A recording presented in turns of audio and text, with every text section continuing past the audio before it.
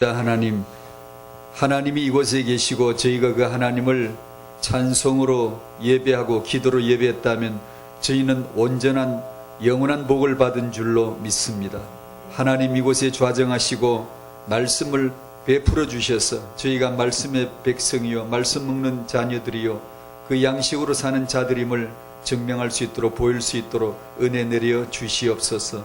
감사하며 예수님 이름으로 기도하옵나이다. 아멘. 학은복음화 제3과 로마서 5장 8절입니다. 같이 찾으시겠습니다. 너무 귀한 말씀, 너무나 알려지고 구원의 길 기초 메시지에 언제나 또 자주 등장하고, 로마서 5장 8절 같이 읽습니다. 시작. 우리가 아직 죄인 됐을 때에 그리스도께서 우리를 위하여 죽으심으로 하나님께서 우리에 대한 자기의 사랑을 확정하셨느니라. 아멘. 아멘. 우리는 죄 지은 것밖에 없고 나머지는 전부 다 하나님이 하신 것밖에 없죠. 자기 사랑, 자기의 사랑. 누구 사랑? 자기의 사랑. 하나님 자신의 사랑. 누구를 사랑하죠? 죄인된 나를 사랑하신다는. 확정, 누가 확정하죠? 하나님이 확정하시죠. 우리가 하는 게 아니에요. 무엇을 확정하죠? 자기의 사랑. 누구에게요? 죄인된 우리를 사랑하신 우리에게 자기의 사랑을 확정해 주신다. 실정, 자천, 추천, 소개. 난 널 이렇게 사랑해. 난 널 이렇게 사랑한다. 이렇게 사랑이 뭐죠? 그리스도의 십자가. 난 널 이만큼 사랑해. 이만큼이 뭐죠? 그리스도의 십자가. 자기 사랑을 어떻게 하든지 저로 하여금 그걸 알아야 되니까. 이 무지몽매한 인생이, 죄인이 눈 감았고 귀 막혔는데 눈이 있어도 보지 못하는데 듣지 못하는 이 죄인에게 이걸 가르쳐 주셔야 돼요. 자기의 사랑을 자세히 설명하고 소개해서 난 널 이렇게 사랑한다는 것을 확정해 주시는 거죠. 보여주시는 것이죠. 그래서 하나님이 나타나셨어요. 제게도 그렇게 해주셨어요. 정말 그래서 그 사랑을 알았어요. 아니, 세상에 이런 사랑이 있었구나. 그걸 모르고 살았어요, 글쎄. 그리고 모르고 산 세월이 정말 그 흙과 백처럼 갈리는 거 있죠. 이걸 모르고 살았구나. 하나님의 사랑. 자기 사랑을 모르면 어떨까 싶어 하나님이 노심초사하시는 마음으로 죄인을 설득하고 설명하고 성령으로 말미암아 아주 그냥 그걸 전도자를 통해서, 설교자를 통해서, 교회 예배 시간을 통해서 그 마음을 나타내는 거죠. 난 널 이렇게 사랑해. 말씀으로 그걸 나타내 주시는 것이죠. 자기 사랑을 요즘 애들 말로 강추하는 거죠. 강력히 추천, 자천, 자기 소개, 자기 설명, 실정해 보이고 나타내 보이고 난 널 이렇게 사랑한단 말이야. 이걸 끊임없이 우리 인생을 통해서, 희노애락을 통해서, 역사를 통하여 언제나 그 자기 사랑을 확정하는 데 쓰세요. 그렇죠? 그러니까 참 얼마나 감사해요. 어떻게 그래도 저 같은 사람도 하나님 사랑을 알았다니까요. 그걸 알 턱이 없지. 이걸 무슨 대학원 가서 박사학위 논문 써서 아는 게 아닌데 이거 알았단 말이에요. 하나님이 자기의 사랑을 소개해 주셨어요. 마음에 알려주셨어요. 참 감사하죠. 그래서 오늘 우리도 그 하나님을 찬양하고 예배했지 않습니까? 태영아 메시지 출애굽기 2장 1절입니다. 출애굽기 2장 1절. 그래서 사람은 이 사랑을 꼭 받아봐야 됩니다. 자기의 사랑을 확정하신 이 하나님의 마음. 제가 하나님을 사랑하는 게 정말 속된 표현으로 짓거리만도 못하겠죠. 하지만 어떻게 해요? 그거라도 이 사랑을 받아서 알았기 때문에 하나님을 사랑할 마음이 있고 예배드릴 마음이 있고 감사해요. 감사하면서 눈시울이 적시죠. 감사하면서 눈물이 감돌 수 있어야 되고 그 생생한 체험이 있는 거죠. 출애굽기 2장 1절 태영아 부모의 규모란 말씀의 제목인데 본문인데 2장 1절 같이 읽죠. 시작. 레위 가족 중 한 사람이 가서 레위 여자에게 장가들어. 2절 가만히 있어 보자. 1절만 읽으니까 너무 심심하다. 가만히 있어 보자. 어디까지 끝자니 10절까지 읽어야 되고 1절에서 10절까지 한번 쭉 읽어보시죠. 레위 가족 중 한 사람이 가서 레위 여자에게 장가들어. 그 여자가 임신하여 아들을 낳으니 그가 잘 생긴 것을 보고 석 달 동안 그를 숨겼으나 더 숨길 수 없게 되매 그를 위하여 갈대 상자를 가져다가 역청과 나무 진을 칠하고 아기를 거기 담아 나일강과 갈대 사이에 두고 그의 누이가 어떻게 되는지를 알려고 멀리 섰더니 바로의 딸이 목욕하러 나일강으로 내려오고 시녀들은 나일강가를 거닐 때에 그가 갈대 사이에 상자를 보고 시녀를 보내어 가져다가 열고 그 아기를 보니 아기가 우는지라 그가 그를 불쌍히 여겨 이르되 이는 히브리 사람이 아기로다. 그의 누이가 바로의 딸에게 이르되 내가 가서 당신을 위하여 히브리 여인 중에서 유모를 불러다가 이 아기에게 젖을 먹이게 하리까? 바로의 딸이 그에게 이르되 가라 하매 그 소녀가 가서 그 아기의 어머니를 불러오니 바로의 딸이 그에게 이르되 이 아기를 데려다가 나를 위하여 젖을 먹이라. 내가 그 삭을 주리라. 여인이 아기를 데려다가 젖을 먹이더니 그 아기가 자라매 바로의 딸에게로 데려가니 그가 그의 아들이 되니라. 그가 그의 이름을 모세라 하여 이르되 이는 내가 그를 물에서 건져냈음이라 하였더라. 아멘. 아멘. 레위 가문 중에 가족이라 되는데 가문이죠. 레위 가문 중에 한 사람, 한 남자를 뜻하죠. 한 남자가 가서 레위 가문의 여자에게 장가들어. 태영아 메시지 자주 언급하지만 성경에 하나님이 장가 보내는 얘기가 나오죠. 장가로 시작해서 장가로 마무리되고 또 옷 얘기 나오죠. 타락하고 나서 무화과나무 잎사귀로 옷을 해 입을 잎사귀 중에 더 좋은 게 무화과나무 잎사귀보다 더 있어요. 잎사귀가 널찍널찍해서 한두 개만 되면 치마 하나 만드는 그런 잎사귀도 있지만 왜 무화과나무라 했냐면 일부러 무화과나무를 덜 먹이는 거예요. 무화과나무 꽃도 없으면서 꽃 씨도 없으면서 열매 무화과 열매는 씨가 아니에요. 씨가 아니고 꽃이 변해서 그냥 맺힌 거예요. 그게 이스라엘 열매 없는 이스라엘 생명 없는 이스라엘을 두고두고 써먹죠. 무화과나무 잎사귀로 옷을 해 입고 그 옷을 찢어 없애고 가죽 옷을 해 입히고 하나님의 전신갑주 그것도 옷이거든요. 그 원어가 같습니다. 그게 그 옷 진리의 띠 하나님의 전신갑주 다 같은 뜻이에요. 이게 무화과나무 잎사귀로 띠를 해니까 그 띠를 없애버리고 진리의 띠 가죽옷 띠를 입혀주시고 하나님의 전신갑주를 입어라. 그리스도로 옷 입어라. 계시로에 가면 성도들이 피 묻은 옷을 세마포 옷을 입고 있죠. 예수께서 그 피 묻은 옷을 입고 계시다가 재림 때 하얀 옷을 입고 재림하시고 계시록에 그 옷 입고 나타나서 신랑 신부 결혼하고 나면 끝이 나요. 그러니까 장가 가는 거, 옷 나오는 거 이거 전부 다 복음 설명이에요. 아담이 장가 가는 얘기를 성경이 기록해요. 성경이 기록하면 그것은 진리 되신 예수 그리스도를 향한 하나님의 기록이에요.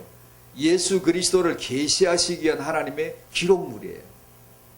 성경의 기록은 그냥 기록이 없어요. 그냥 뜻없이 그냥 역사의 사실대로만 적어나가는 그런 실록이 아니에요. 뜻을 가지고 뜻을 되는 것만 추려 적어놔요. 100년, 500년 어떤 거는 그냥 없애버리고 뜻만 찾아 적어버리고 어떤 건 1년 얘기를 오래도록 얘기할 수도 있어요. 뜻만 찾아내는 거예요. 뜻만. 뜻이 길이요 진리요 생명 되신 예수거든요. 장가도 마찬가지. 아담이 장가가는 걸 기록하시고 레위 가문의 한 남자가 장가가는 걸 기록하시고 예수 그리스도 이 남자가 장가가는 그 얘기 본질 진리를 계시하기 위한 용도로 성경은 기록하고 있습니다. 그래서 우리는 이런 기록을 보면 진리 예수를 금방 알아듣죠. 이제 그전은 몰랐는데 이제는 알죠. 자, 이스라엘은 애굽에서 노예 상태였지만 하나님은 노예라고 부르지 않고 자기 가문, 레위 가문, 렘넌트는 영적 배경, 영적 가문의 배경에서 출발된다는 거죠. 비록 현실은 노예인데 하나님은 노예라고 부르지 않아요. 내 백성 레위 가문의 족속이라고, 언약의 가문이라고 불러주죠. 여기서 모세라고 하는 렘넌트 얘기가 시작이 됩니다. 여기서 1번에서는 전체를 아우르는, 성경 전체에 보는 우리인데, 하나님의 창조, 창조는 남자 하나를 만드셨고, 이 남자 하나를 만드신 이유는 거기서 여자를 만들어서 이 두 남녀로 하여금 결혼해서 부부가 되게 하시고, 이것이 마지막이 아니라 아이를 낳게, 임신하여 낳게 하심으로 가정을 이루게 하시고, 가정이 다가 아니고 반드시 공동체 교회, 영적 가정 교회, 하나님이 나중에 계시록에서 마지막으로 남기는 패밀리가 하나 딱 나오는데, 하나님을 아버지라고 예수를 아들로 하고 아들들로서 쫙 채우는 하나님의 가정으로 계시록을 딱 마무리를 하죠. 그러니까 반드시 이 땅에는 교회가 있어야 되고, 그 교회 공동체가 한 가정이 되어 가지고 모든 세상 제도나 시스템이나 가정들을 다스려야 돼요. 진리를 공급해야 되고, 진리 말씀을 나눠줘야 되고, 먹여줘야 되고. 너희들의 사는 이유가 예수야.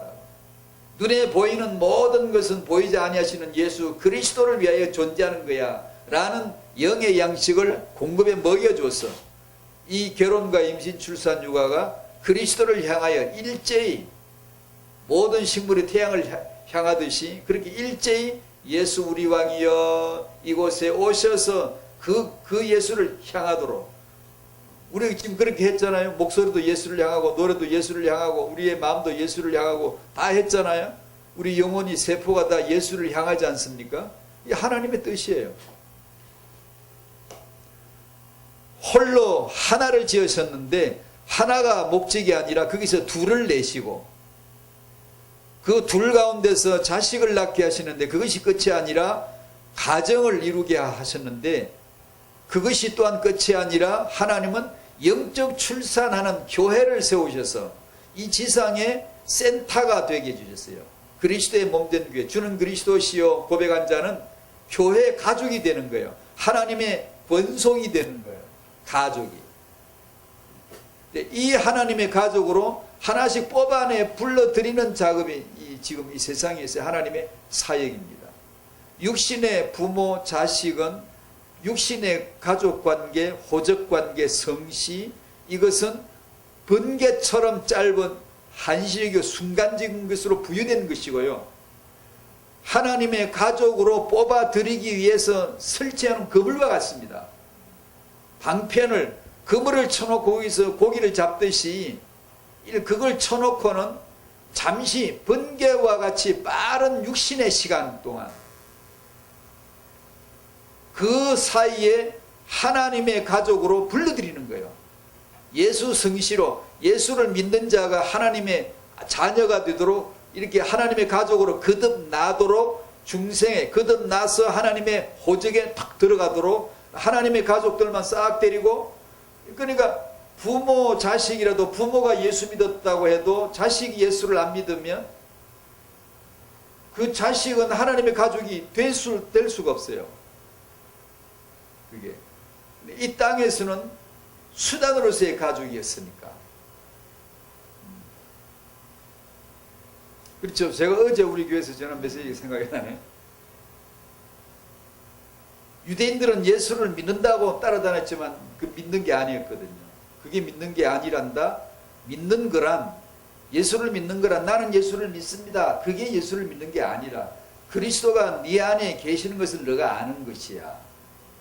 말씀이 거하는 것이고, 말씀 안에 거하는 것이고, 네 안에 말씀이 거하시는 것이고, 그게 믿는다는 거야. 그래야 내 제자가 되고 진리를 알게 되고 진리를 아는 거다. 나는 예수를 믿습니다 라고 네가 말했다고 해서 네가 구원받은 하나님 자녀가 되는 게 아니라 진리를 아는 거다. 네 안에 그리스도가 계신 걸 네가 아는 거다. 그러면 너는 자유를 알게 된다. 유대인들은 예수를 믿는다고 믿었지만 예수님이 보실 때 넌 나를 믿지 않잖아 라고 하신 것처럼 부모가 믿는 가정에서 자녀가 태어났는데 다른 종교를 한 번도 가본 적이 없고 부모 따라 교회만 다녔지만 그 아이들 중에 그 자녀들 중에는 어떤 이는 거듭나지 아니하므로 그 안에 그리스도가 계신 것을 스스로 알지 못하기 때문에 사실상은 하나님의 가족이 안 된 사람도 얼마든지 있을 수가 있는 거예요. 타영하라고 하는 것은 그래서 왜 타영하지? 왜 하필 나에게 이 아이를 낳게 했지? 이유가 딱 하나예요. 이 아이를 하나님의 가족 되게 만들라는 거예요.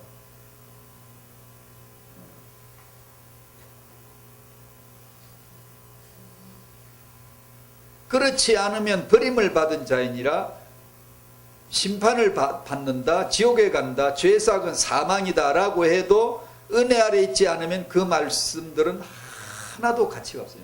무게가 없어요. 나를 지배할 힘이 없어요. 거짓말하지 마 그러지. 하나님을 거짓말쟁이로 만들어버려요.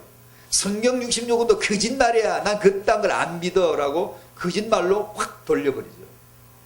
그러나 은혜 아래에 들어오게 되면 이 말씀들은 무겁게 와닿습니다. 중량. 예배란 말은 원래 단어가 무게란 뜻입니다. 중량, 무게. 그러니까 그 중량감을 100kg 느끼는 사람은 100kg 예배를 드리는 거예요. 하나님 말씀이 나는 버려지는데 은혜로 구원받았다는 것을 1만 킬로그램으로 내가 느낀다면, 중량을 느낀다면 1만 킬로그램의 예배가 되는 거예요. 그게요. 예배란 말은 그 무게라는 뜻이 있거든요. 그러니까 성령의 은혜가 그래서 필요해요. 그러면 하나님 말씀이 우습지 않아요. 가볍지 않아요. 무게가 있어요. 나를 다스린다고요. 의의 종이 된다고. 그것을 죄에서 해방되었다라고 하는 거예요. 이걸 모르면 내가 그냥 내 중심으로 사는 걸 자유라고 생각을 해버려요.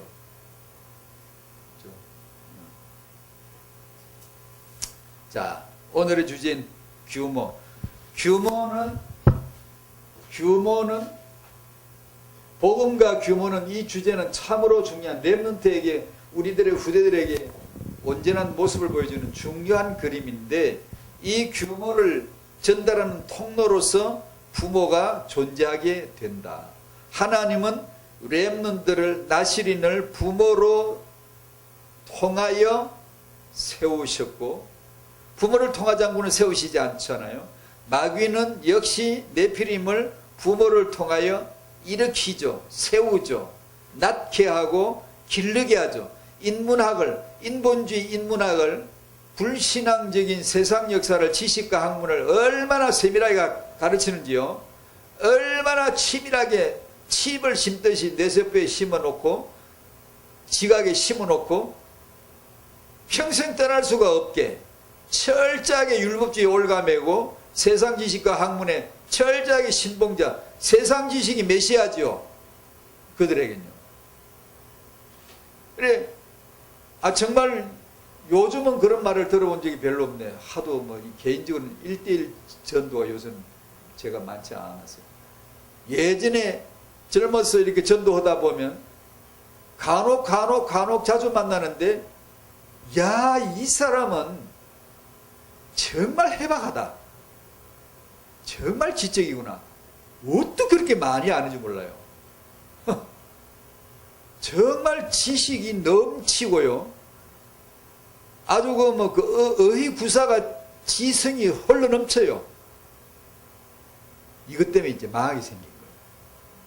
이것 때문에 이 사람은 이걸 벗어날 수가 없겠다. 야, 이거 어떻게 하면 좋아? 하나님이 정말 성령으로서 이 역사에서 깨트려주지 않으면 이건 정말 이건 그 누구도 말로서 이게 설득이 안 되겠더라고요. 워낙 말을 잘하고 지식이 너무 막 동서양으로 그냥 왔다 갔다 하면서 지식이 장르를 넘나들면서 그냥 온갖 지식을 갖추고 시스템이 견고하게 기초가 깔려가지고 아유 저걸 모든 이론을 파는 하나님의 강력이라 했는데 그거 아니면 진짜 안 되겠구나. 그런 사람들을 드러드러 만나거든요. 그 어떻게 그렇게 됐죠? 부모가 그렇게 길렀고 사회에서 교육에서 철저하게 세뇌돼 들어간 거예요. 이것이 메시아예요. 그 사람에겐 메시아예요. 자기 자긍심이고 자기 신앙이고 자기 존재감이고 자기 존재의 본체의 능력이 그게. 그걸 놓을 수가 없는 거예요.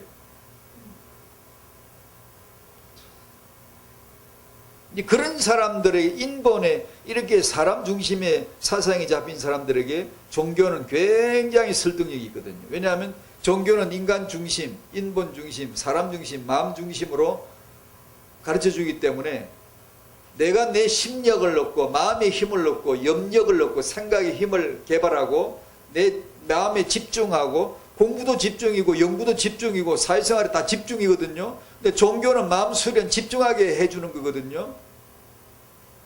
이게 딱 맞아요. 그러니까 불교에 가서 그런 머리 똑똑한 양반들이 불교 가서 명상하면서 마음 집중하는 이것은 해도 내가 아니라 이 죄인을 사랑해 주신 하나님의 자기 사랑 얘기를 들으라 들으라고 하면 안 돼요. 못 들어요. 들을 수가 없어요. 자기 존재감을 존엄성을 인정해주고 높여주고 인간 중심이 있어 마음이 있어 그게 답이 있어 모든 답은 그 중심의 마음에 있는 거야 라고 해줘야 이게 되는데 복음은 그게 아니거든요. 죄인된 우리를 그리스도께서 우리 죄인을 위하여 죽으신 그 하나님께서 우리에게 대한 자기 사랑 그리스도의 사랑 이걸 복음이라고 하니 그걸 믿어야 되거든요. 그걸 인정해야 되거든요. 아멘해야 되거든요. 전부 다 내 것을 포기하고 이론이 포기되어지고 무릎 꿇고 믿어야 되거든요. 맞습니다. 아멘. 옳습니다. 아멘. 난 다 틀렸습니다. 아멘. 하나님만 다 맞습니다. 아멘. 요래야 되는데 이걸 해내기가 어렵다 그래요. 워낙 인간 중심으로 짜여져 있으면 바벨탑이죠. 하나님은 부모 없이 렘넌트를 일으키지 않았어요. 마귀도 역시 부모 없이 네피림을 일으키지 않아요. 부모는 이만큼 후대에 대한 영적 규모를 위한 통로가 된다. 후대를 위한 가장 중요한 관문, 파이프가 된다. 라는 거죠. 그래서 오늘 본문을 이렇게 본문 풀이를 안 했지만 레위 가문에서 한 남자가 가서 레위 여자에게 장가들었다. 거기는 후대기 2절에 나오지만 1절은 안 나오지만 이제 2절을 배태하죠. 2절이 올 거예요. 임신하고 그 다음에 모세가 태어나고 따르는 거죠. 그러니까 이 결혼에서 이미 이 부부됨에서 이들이 부모 될 미래가 딱 갖추어지고 이 부모들을 통해서 모세는 태어났고 모세는 양육되어졌다는 거죠. 그러니 성경은 전부 그런 얘기죠. 아브라함을 통로 삼고 이삭을 통로 삼고 야곱을 통로 삼아 12조상을 쫙 퍼뜨리잖아요. 전부 그거죠. 요게벳을 통하여 모세를, 한나를 통하여 사무엘을, 이새를 통하여 다윗을, 외조모 로이스와 어머니 윤희기를 통해 디모데에게로 이 언약이 영적인 규모가 전달되는 통로이죠. 그러니까 성경은 사실상 우리가 직분도 있습니다만 이들은 하나도 직분자가 아니라 하나같이 전부 부모예요. 장로도 아니고 무슨 집사라고도 한 적도 없고 구약에서 말한 장로는 오늘 우리가 말한 장로하고는 좀 다르죠. 그 가문의 어른을 지칭할 때 전부 장로라 그러는데 근데 교회에서 어른이 목사님이시잖아요. 그럼 목사님이 장로예요. 베드로가 나 장로는 그랬잖아요. 그러니까 연장자라고 영적으로 연장자라고 나이가 젊은 디모데도 교회에서는 장로예요. 그런 식으로 교회는 그런 직분이 됐지만 예전에 구약 시대는 그런 게 아니에요. 그냥 교회 그 집안의 최고 어른들이 전부 장로 그룹이죠. 구약의 장로란 말이 나오지만 우리가 말하는 직분 장로하고는 다르다는 걸 내가 지금 얘기하는데 그러니까 이들은 장로나 집사나 무슨 직분자가 아니라 부모들이었다고요. 제가 전에 태영할 때 누누이 말씀드린 대로 아브라함은 목사가 아니라 아버지였다. 하나님은 아버지를 불렀다. 아버지 만들려고 불렀다. 왜냐하면 하나님은 목사님 이전에 아버지이시다. 아버지로서의 하나님, 하나님을 자기를 반영할 수 있는 달 하나, 자기는 태양이라면 달이 있어야 되잖아요. 그 달빛을 통하여 사람들에게 빛을 줘야 되니까 그 달과 같은 존재, 자기를 닮은 자기 빛을 그대로 반영할 수 있는 아버지를 그대로 아버지로서 나타낼 수 있는 아브라함을 부르신 것이죠. 그래서 아브라함은 조상입니다. 조상. 언약의 백성의 조상입니다. 하나님은 생명 창조주이시고 부모는 후대 규모를 생산하는 자로 세워졌다. 그만큼 부모 사역이 중요한데 제가 이렇게 말씀을 나눌 때마다 늘 한쪽엔 죄책이 약간 있어요. 무거움이 있어요. 이걸 마음껏 교육을 못하거든요. 마음껏 부모 교육과 부모 훈련을 좀 더 잘해야 되는데 그런 아쉬움이 항상 제게 죄책처럼 깔려 있어요. 부모들을 이렇게 두면 안 되는데 좀 더 정말 치밀하게 시스템이 깔려져서 이들을 교육하고 훈련할 수 있어야 되는데 집중해서 우리가 태영아 부모 세미나도 있지만 그야말로 부모만 딱 모아놓고 집중해서 훈련할 수 있는 그런 것들이 나와야 줘야 되고 그래 참 그래야 되는데 라는 마음의 부담이 늘 있어요. 그걸 하지도 못하고. 3번 부모는 영적 규모를 갖추어야 합니다. 준비해야 되죠. 부모는 후대 규모 전수자 출발이니까 가인의 가문은 가인으로 출발되었고 그 후손들은 전부 다 가인 색깔을 그대로 나타내더라는 거죠. 가인은 하나님을 떠나서 뭐 했을까요? 계속 예배하고 제사했죠. 누구한테요? 계속 하나님한테요. 어떤 식으로요? 가인이 처음으로 제사한 그 식으로. 그 후손들은 전부 다 그런 식의 칼날을 전부 지니게 되는 거예요. 영적으로, 정신적으로, 육신적으로 모든 게 부모를 통하여 출발되어지고 전수가 되어져 가는 것이죠. 어떻게 부모의 영적 규모를 갖출 수 있을까? 이게 이제 아까 제가 아쉬움을 토로한 교육과 훈련인데 청년들을 좀 훈련했으면 얼마나 좋을까? 미래 전략지가 청년이거든요.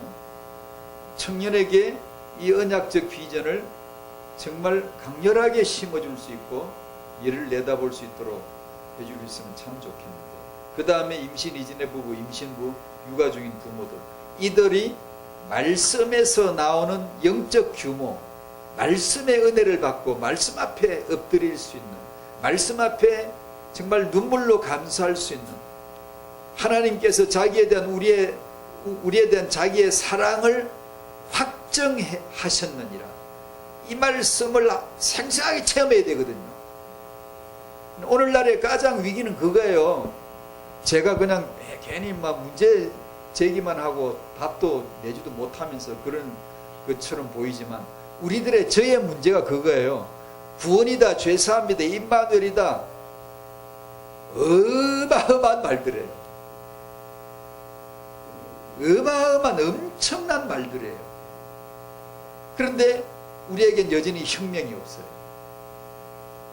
그 어마어마한 말을 그 지존한 말들인데 지존한 그 지극한 내용들을 담은 말씀들인데 그럼에도 불구하고 우리의 삶은 너무 평범해져 버려요.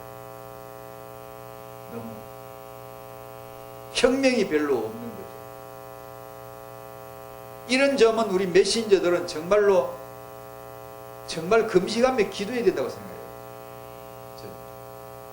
설교자들만 모아놓고 금식하면서 정말로 배를 움켜쥐고 부르짖어 기도해야 되지 않을까 싶은 생각이 늘 들더라고요. 그럴 역량은 없고 그럴 입장은 없고요. 왜냐하면 이 엄청난 복음의 참맛을 교회에 와서 이 부부들로 하여금 복음의 참맛을 보도록 해줘야 되거든요.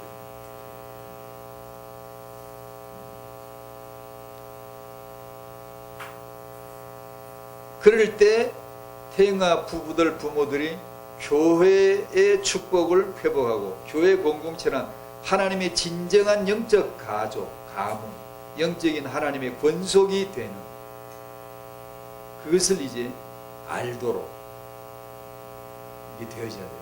이렇게 되게 하는 건 말씀밖에 없어요. 말씀이 열리면 천년이 하루처럼 확 잡히는데, 말씀이 안 열리면 천년을 루터가 계획하고 나서 지금 세월이 수백 년이 흘러도 500년이 되어도요, 퇴보했지 진전된 거 없어요. 말씀이 안 열리면. 루터 시대 말씀이 열렸죠. 얼마나 광명천지가 되잖아요. 깜깜한 세상에 말씀의 태양이, 의의 태양이 떠올라서 환하게 의인은 믿음으로 된다, 믿음으로 구원받는다, 전부 다 행함으로 행위로 인본으로만 알고 있던 시대에 하나님 말씀이 열리는 그 순간 얼마나 밝았어요. 지금도 그래야 되거든요. 지금도 그런 어둠에서 빛으로 광명하게 이렇게 밝아져야 되는데, 그래, 말씀밖에 없거든요. 그래야 타인과 부모들이 교회 안에서 예배의 참 축복을 회복하는 거예요. 예배 드릴 때 가장 행복하고 가장 일찍 올라 그러고 가장 기쁘고 가장 힘이 나고 요런 모습, 예배 백성, 예배 성도, 우리는 예배로 산다. 예배가 완전한 영적인 참된 거룩한 축제가 되어지고, 기도하면 너무 좋아서 막 기도를 막 하고, 막 찬송하면 너무 좋아서 막 찬송하게 막 기름 부음이 진짜 흘러야 되거든. 기름이 절절절 흘러야 되거든.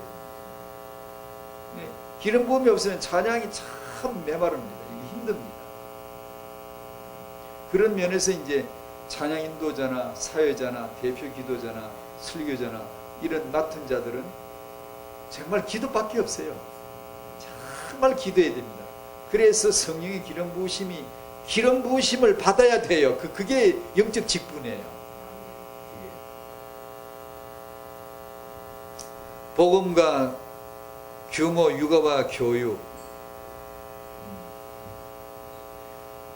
후대 회복의 내용은 지식만으로가 되는 게 아니라 성경으로, 언약으로 출발해야 한다. 후대 회복의 장소는 학교가 필요하지만 학교만이 아닌 가정에서 시작되어야 된다. 후대 회복의 교사는 전문인도 중요하지만 부모를 세워야 된다. 부모직이 회복되지 않고는 진정한 사역의 기초가 회복된 게 아니다.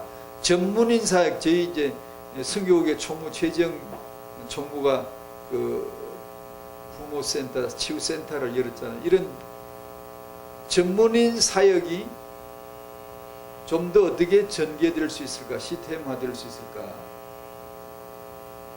제 생각은 그런 사역이 태영아 사역의 전면에 대두됐으면 좋겠다 생각이 드는데, 그런 걸로 해서 램도 총국 차원에서 했으면 좋겠는데 싶은데, 왜냐하면 이게 너무 잘게 쪼개진 게 어떤 데는 도움되는데 어떤 데는 도움이 안 돼요. 불필요하게 잘게 쪼개져 가지고 오히려 전문성을 퇴화시키는 것도 있는 것 같아요. 어떤 데는 뭐 기싸움하고 있고, 국에 보면 서로 막 기싸움을 하는데, 그 불필요한 소모전을 하고 있는. 그래서 진짜 이 사역에 복음과 전문성을 지닌 사람 몇 사람을 딱 뽑아서 전체 타영아에서 유아 유치 어린이까지 전체를 보도록, 이 전문성을 갖춘 사역자가 많지 않거든요. 그러니까 그 사람들만 탁 뽑는 거죠. 뽑아서 행정적인 조직을 위해서 존재하지 말고, 그런 조직으로 존재하는 게 아니라 그런 실무자들을 중심으로 해가지고 타영아에서부터 어린이까지 그 부부나 부모들을 말씀과 규모로 도와줄 수 있는, 어떤 부부들은 문제가 참 많아요. 그런데 치유센터 가서 전문 상담을 받고 치유를 받으면 치유받고 회복될 사람들이 참 많아요.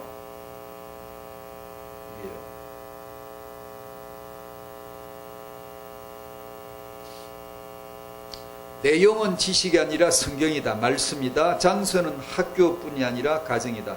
그리고 학교도 중요하다. 교사는 전문인이 아니고 부모이다. 그리고 전문인도 중요하다라는 걸 제가 지금 소개했고요. 최적의 시간표는 타영아 육아다. 타영아 때 부모로부터 전달받은 영적 규모가 평생 가는 근본이 될 것이기 때문에 타영아 부모들로 편안하게 말씀 안에서 편케 말씀이 이해가 되도록 말씀이 열리도록 그 피곤한 육아 중에서도 말씀이 은혜가 되도록 만들어내줘요. 근데 그게 교회가 그래서 필요하고 그래서 교회를 와야 되고 교회에서는 복음의 맛을 보여줄 수 있어야 되고 성도들은 교회 안에서 회복이 되어야 된다. 인생 승패를 결정짓는 것, 가장 렘드다운 것을 세우는 것, 이것이 바로 복음과 규모다. 하나님의 언약과 부모의 육아다. 이렇게 결론을 짓습니다.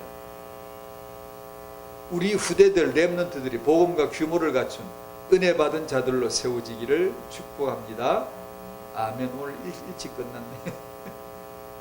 다음 주는 25일 그렇죠. 그 다음 주는 1월 1일인데 이거 다 쉬어야 되죠. 그렇게 예. 그때 만나기로 예 그렇게 하셔야 되죠. 감사합니다.